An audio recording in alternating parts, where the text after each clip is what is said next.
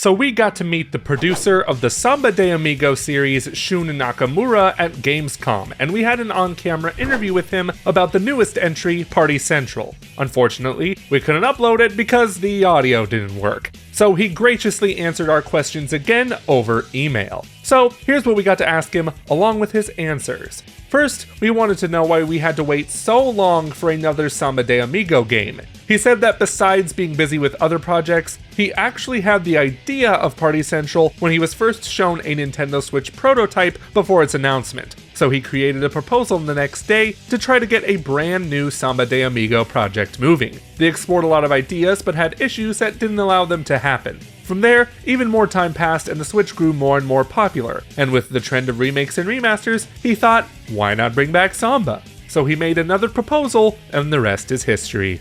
We then asked if there were any challenges bringing the game to Switch, VR, and Apple Arcade. He said on Switch, the UI is shown in 2D, unlike in VR where notes come flying at you, so they needed to think about how to present the poses that were in 2D or how they should change it so it can be played on a smartphone. Even though the game is multi-platform, they treated each version as if they were creating a different game.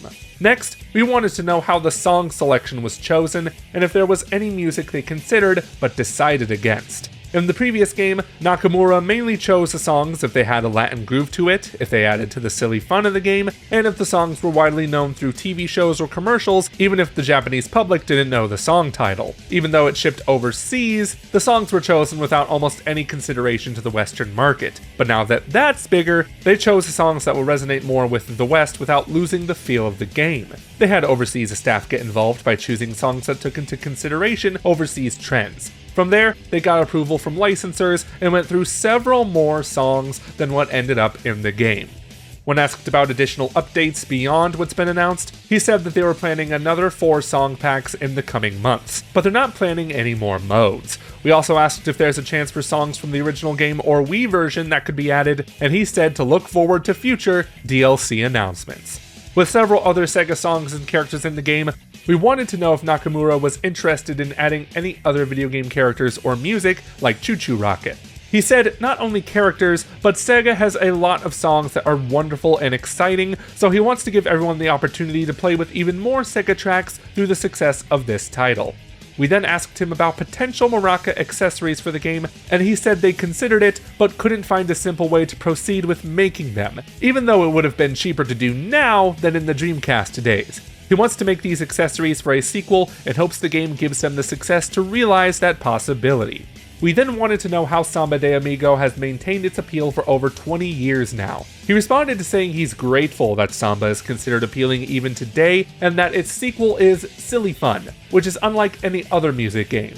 In Japanese, music is written with the characters for sound and to have fun. Other music games usually consist of just playing what's shown while also requiring accuracy similar to playing an instrument. And even though Samba has those elements, players can improvise and groove to the rhythm so they can enjoy the music while they play.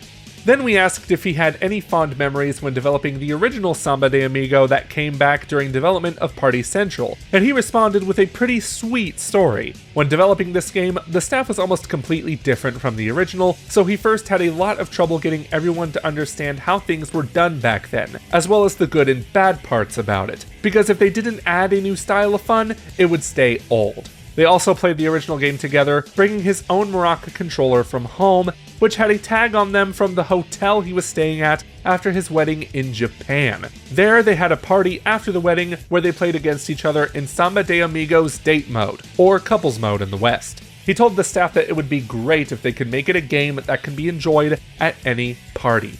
We concluded the interview by asking if there's anything he wants our audience to know about Samba de Amigo Party Central. He reiterated that the game really focuses on the silly fun theme, and they put a lot of emphasis on how inherently fun it is to play instead of the precision that's required in other rhythm games. He thinks that there will be moments where you can't help but smile when playing with everyone, especially for the Switch version. He saw a lot of kids having so much fun at events they've participated in. He also suggests that couples check out the Love Checker mode. And he saw a lot of comments saying that it's an efficient exercise game after the demo was released, and he would love it if everyone could exercise and get healthy while having fun and laughing. And that's all from our Q&A with Samba de Amigo series producer Shun Nakamura. Have you checked out Party Central yet? If not, be sure to watch our review on the top left to see if it'll interest you. Until next time, bye bye.